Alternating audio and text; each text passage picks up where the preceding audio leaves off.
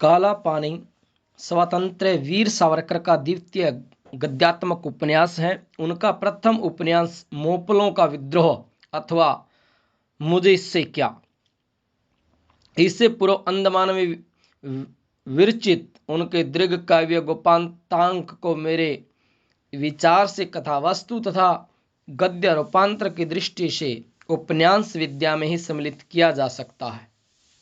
मुझे इससे क्या शीर्षक उपन्यास के पश्चात सावरकर ने मेरा आजीवन कारावास के रूप में अपने आत्मकथ्य का एक अंश लिखा था। इस आत्मकथ्य में मुख्य रूप से उन राजबंदियों के जीवन का वर्णन किया गया है जो अंडमान अथवा काला पानी में सश्रम कारावास का भयानक दंड भुगत रहे हैं। इस आत्मकथ्य में कुछ हत्यारों, लुटेरों, डाकुओं तथा क्रूर स्वार्थी व्यसनाधीन अपराधियों का जीवन चित्र उकेरा गया है। इसके अतिरिक्त इसमें 2 ऐसे प्रकरण हैं जिनमें इन विषयों की चर्चा की गई है कि हमारी राष्ट्रभाषा संस्कृत निष्ठ हिंदी हो तथा अहिंदुओं का हिंदूकरण करना आवश्यक है। मेरा आजीवन कारावास में बालिस्त भर हिंदू राज्य उसका एक मोती जैसी संकल्पना का भी समावेश है। इस पुस्तक का गुजराती भाषा में अनुवाद होने के उपरांत कुछ राजनीतिज्ञों ने ब्रिटिश प्रशासकों से यह मांगा कि इस उपन्यास पर प्रतिबंध लगाया जाए। उसके अनुसार ब्रिटिश प्रशासकों ने मेरा आजीवन कारावास शीर्षक पुस्तक पर तारीख 18 अप्रैल 1934 को प्रतिबंध लगाया। इस प्रतिबंध को हटाने का प्रयास जारी रखते हुए भी यह ज्यों का त्यों रह गया। तथापि यह दर्शाने के उद्देश्य से कि अंडमान के बंदी गृह में किस तरह कष्टप्रद, तापदायी, अमानुषिक एवं उत्पाती जीवन यापन करना अनिवार्य होता है। सावरकर ने काला पानी शीर्षक उपन्यास लिखा। अगस्त 1936 से मनोहर पत्रिका में यह क्रमशः प्रकाशित होता रहा। सन 1938 में काला पानी प्रथम संस्करण प्रकाशित हो गया। काला पानी उपन्यास की कथा वस्तु कल्पित अथवा मनगढ़ंत नहीं है। यह एक दंडित के न्यायालयीय अभियोग पर आधारित है। वीर सावरकर की इन टिप्पणियों में इस तरह का उल्लेख किया गया है, यद्यपि रफीउद्दीन योगानंद मालती आदि नाम काल्पनिक है, तथापि वे उक्त अभियोगांतर्गत मूल नामों से मिलते जुलते ही हैं। बीच में विख्यात गायक तथा चित्रपट निर्माता श्री सुधीर फड़के इस उपन्यास पर चित्रपट तैयार करना चाहते थे, परंतु नियंत्रक मंडल ने अनुरोध किया कि उसमें रफीउद्दीन नामक जो मुस्लिम पात्र है उसमें परिवर्तन किया जाए।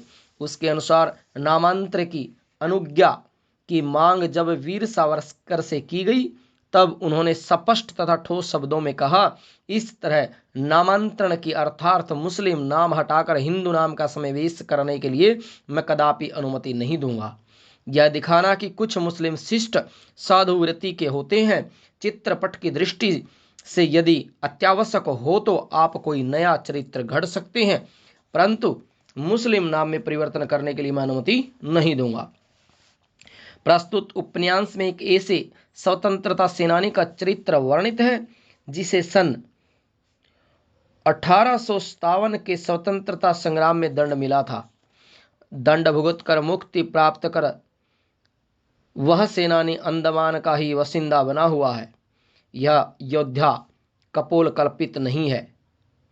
जब सावरकर अंडमान में थे उस काल में इस तरह के 2-3 योद्धा थे जिनकी आयु 80-85 के आसपास होगी। इस आयु में भी वे पके पान उधर ही रहते थे तथा उन्होंने सावरकर से गुप्त संपर्क किया था। सावरकर के साथ उनकी साठगांठ थी। इस उपन्यास की कुछ समीक्षाओं कि सावरकर ने टिप्पणियां रखी हैं। उन्होंने इस बात पर भी गौर किया है कि इसमें से कौन से वाक्य मनोहर पत्रिका ने निकाल दिए हैं। हो सकता है उस काल में ऐसे 2-3 वाक्य अश्लील प्रतीत होने के कारण उन्हें निकाल दिया गया हो। सावरकर के साहित्य में काम्य अथवा ग्राम्य अश्लीलता दुर्लभ ही है। तथापि आचार्य अत्रे तथा प्रोफेसर फड़के जैसे दिग्गजों में भी विवाद हुआ था।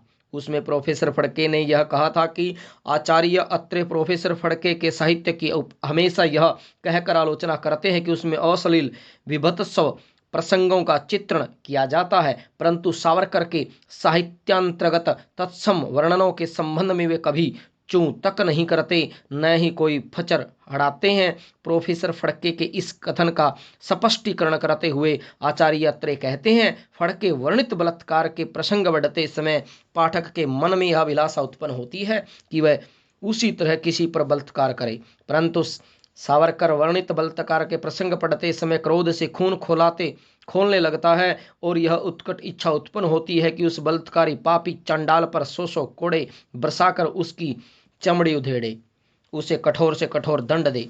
आचार्य अत्रेय की मीमांसा मुझे उचित प्रतीत होती है। यह उपन्यास पढ़कर शुद्धि पाठक स्वयं निर्णय करें। इस उपन्यास के सिलसिले में एक पाठक श्री वाचा सुंदर सोनमोह कटोल ने सावरकर को लिखे पत्र में कहा है कि मेरी यह धारणा थी कि आपका साहित्य रूखा तथा निरस होता है। मेरा विचार था कि आपका यह उपन्यास भी रसहीन ही होगा, परंतु पहला वाक्य पढ़ते ही दूसरा वाक्य पढ़ने की ललक उत्पन्न हो गई और दूसरा वाक्य पढ़ते ही पूरा अनुच्छेद पढ़ने के लिए मन उछलने लगा। फिर अधिकारियों की ओर ध्यान न देते हुए प्रकरण 5 और 6 के 12 पन्ने लगे हाथ पढ़ डाले। आपकी मालती ने जितना मेरा दिल जलाया उतना योगानंद का भी नहीं जलाया होगा। आज तक मैंने सैकड़ों उपन्यास तथा कहानियां पढ़ी हैं, परंतु मालती ने तो मेरा हृदय ही चीर कर रख दिया है।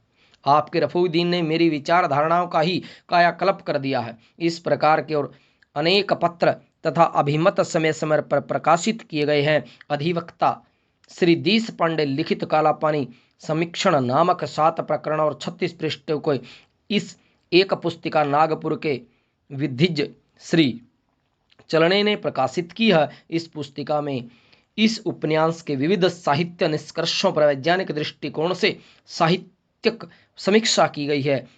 इन तमाम कसौटियों पर यह उपन्यास कुंदन हो गया है।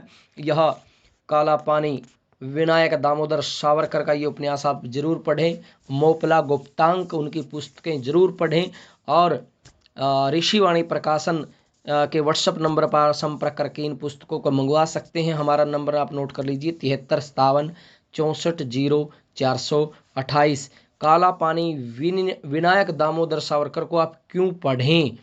कुछ लोग उनके बारे में कुछ भ्रांतियां भी फैलाते हैं, लेकिन ये उपन्यास वास्तविकता में बड़ा ही दर्दनाक है और जो हमारे वीर बलिदानी स्वतंत्रता सेनानी हुए हैं इस उपन्यास में उनके दर्द को दिखाया गया है। आप जरूर यह पढ़ें, काला पानी और गुप्तांक और मोपला।